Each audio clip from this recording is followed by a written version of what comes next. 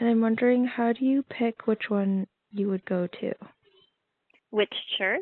Yeah. Do you have like a church background at all in your past? I was raised as a Jehovah's Witness, so we didn't go to church.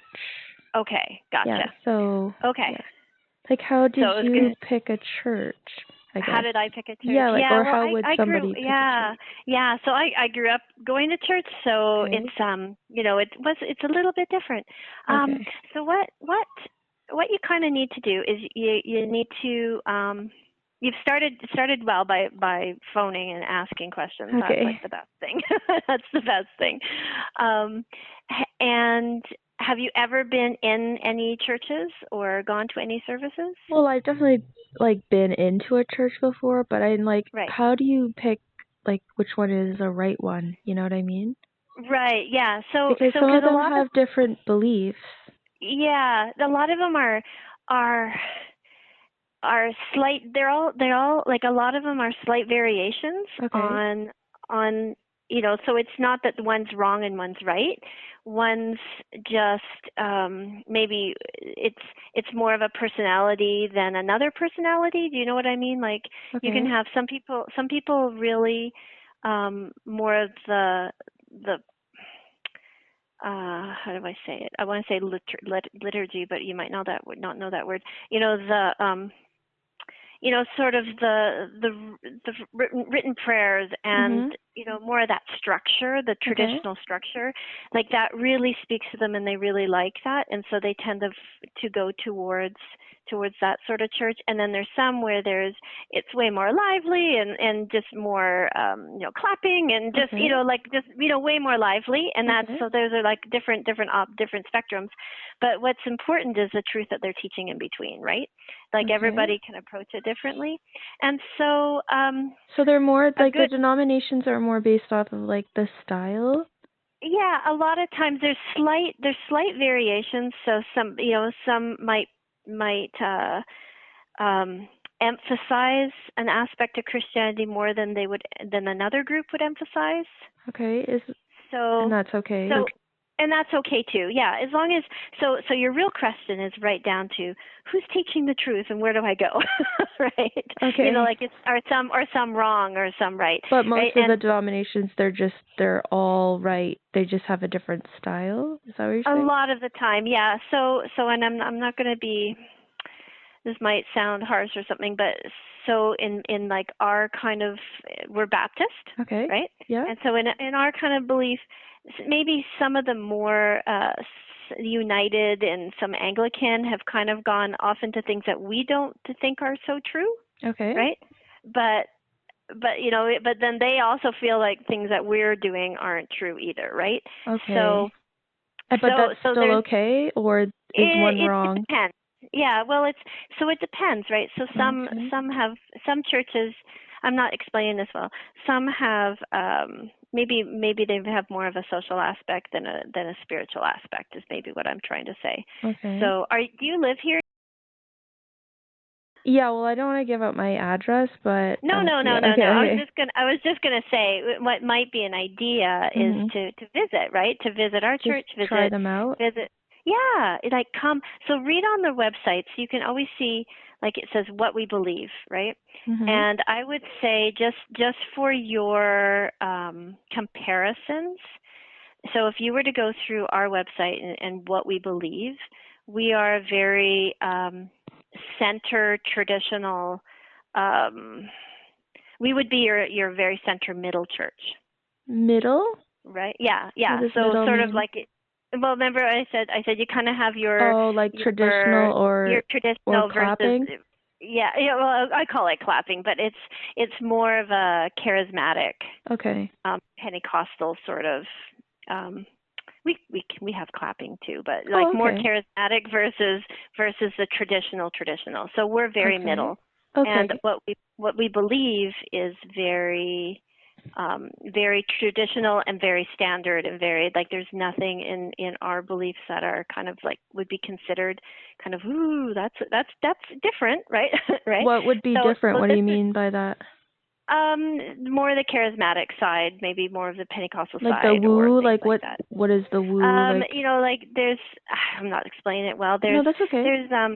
There's like speaking in tongues, or just some of the prophesying and different things like that, right? Okay. So like I say, there's all of these, there's this broad spectrum. But that's kind of, it is okay if it's your style, okay, though? Absolutely. Okay. Yeah, if that's how you relate to God, then that's okay. And that's a right thing. Right? And that's the right thing. As long as it's what you're really concerned about is that the teaching, the core teaching, is very biblically based. Right, and but my question is, like, why are they so different? How do you know that, right? Yeah, because, like, if someone's going to baptize a baby, but then the other people don't, like, how... Exactly. Or if someone's going to speak in tongues or something, and then somebody says that's not good, like, how am I supposed to know? But is it just that it's just different styles, like, it's a different style to speak in tongues or a different style to baptize your baby, and they're acceptable, they're just different styles? Yes, in a whole, yeah. Okay. So like we believe we don't do baby baptism because we feel that as Baptists, but we believe that you make a decision as a teenager or an adult, like not when you're an infant, right? Like you make a personal decision to follow Christ, and that by being baptized, you're making a public profession of that faith. Like you're going, I am making a conscious choice to be baptized, and I'm making a public display in a sense. Whereas an infant, you're not doing that. Your parents are bringing you to be baptized.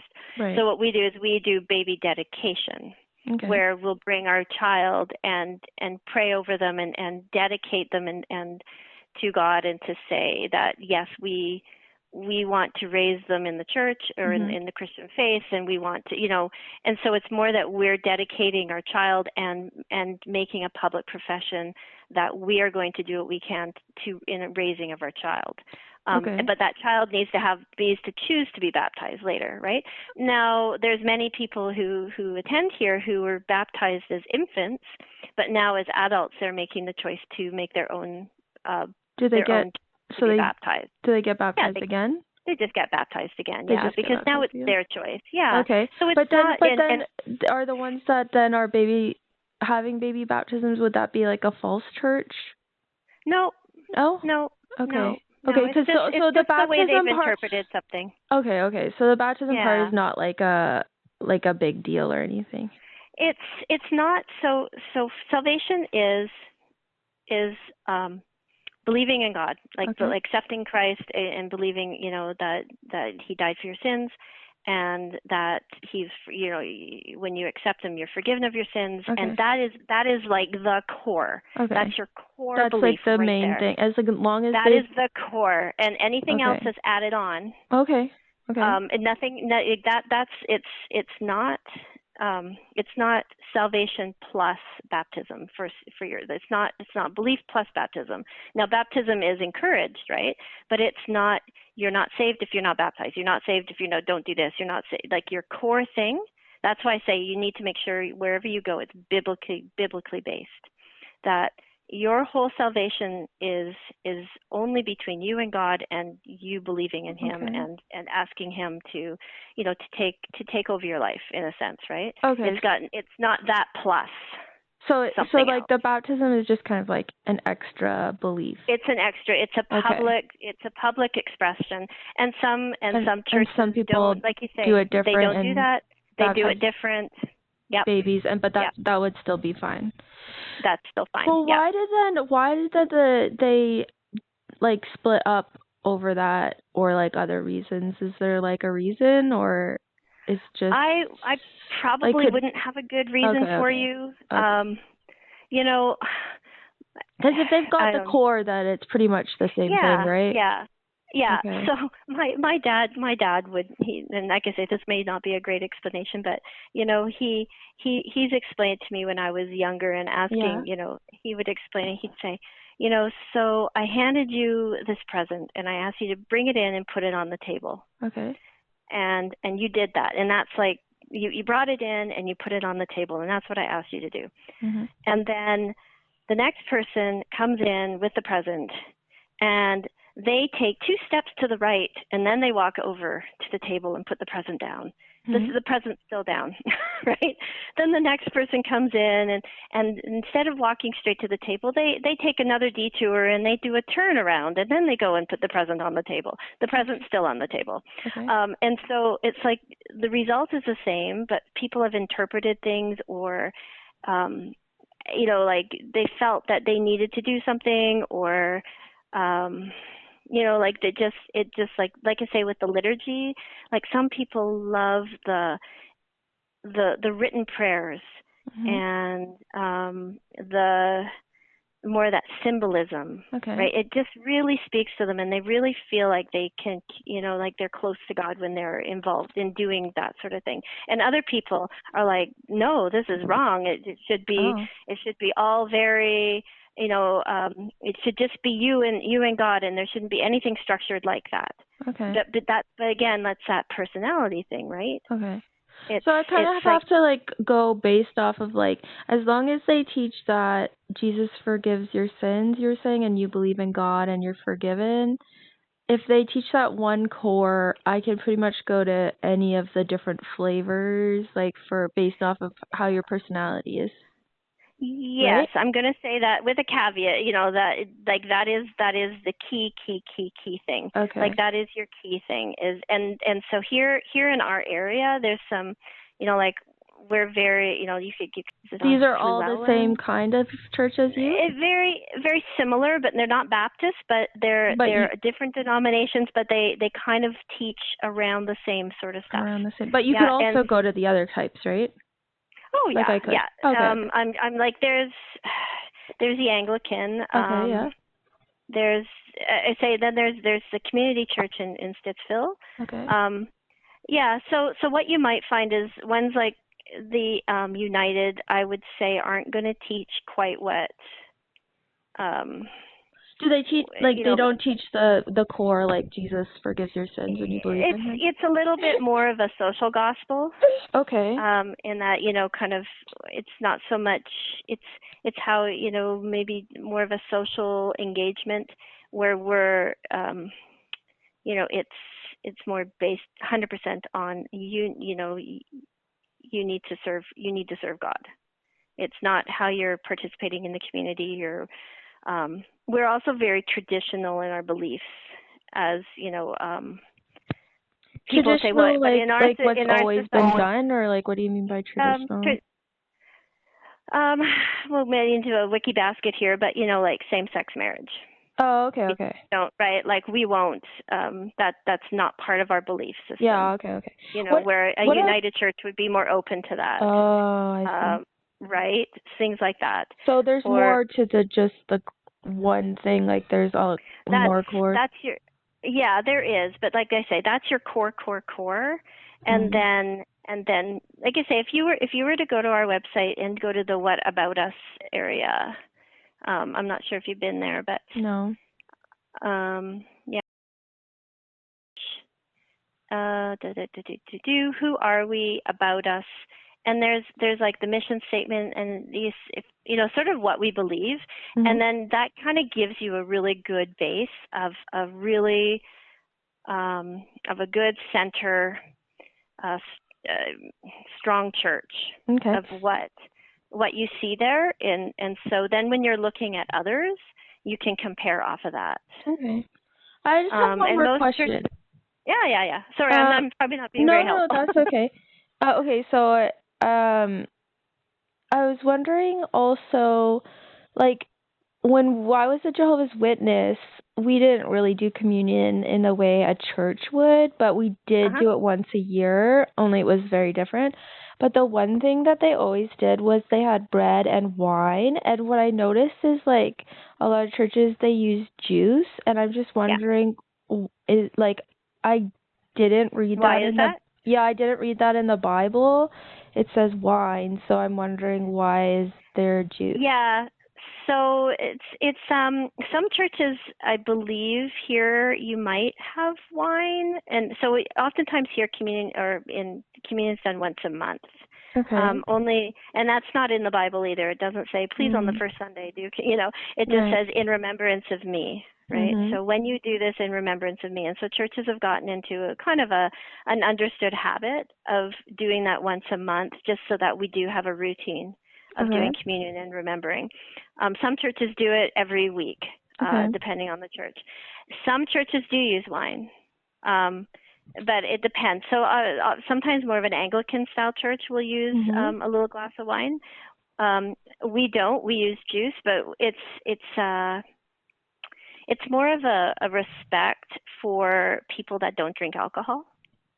Oh, okay. Right. I just try to find it in the Bible because the witnesses said that wine is used when Jesus says, this is. He just uses wine. Right. And that was, again, that was probably at the time, right? Like it's just a cultural thing? Culturally, and what they had and what they, but as Isn't like that a what lot of people churches, say about gay marriage, though? That at the time was just a cultural thing, and so now it's different? No, see, and that's definitely like it speaks about that in the Bible. Okay.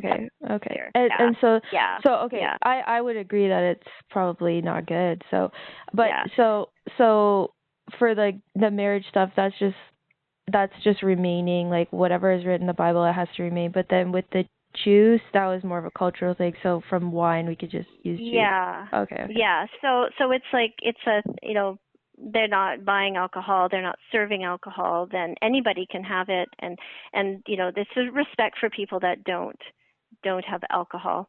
And then like there's some anyway, that's kind of my basic answer on that. Okay.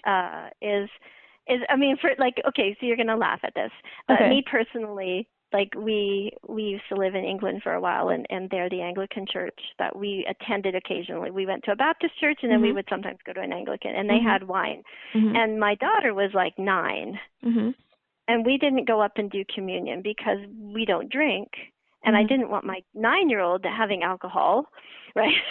So I felt like I couldn't participate in communion. Because it went against something that I had made a personal choice about, right? But here we have grape juice, and I'm like, yay, great. Okay. Can you use other different juices then too, I guess? Because I heard one preacher say, use grape juice. Like, because it says fruit of the vine, like you could technically use any kind of juice. Yeah. Again, like it's not the item; it's the act. Okay. So could you technically use even water bread, like then? some people have, I suppose if that's what you had, right? Okay. And you were, but like we use grape juice probably because it's a close symbolism to wine, to what they did. I mean, and sometimes people use bread. Sometimes they're using crackers. Like, is there a problem? Is there right? Yeah, I don't know. I guess I'm not sure. So you can't get caught up in those sorts of details and semantics. Don't get caught up in the details. Yeah, like just kind of do it depending on whatever you have at hand, I guess. I think. I mean, it's the act of remembering the sacrifice. Okay. Right? Okay, well, thank you for your help. Okay.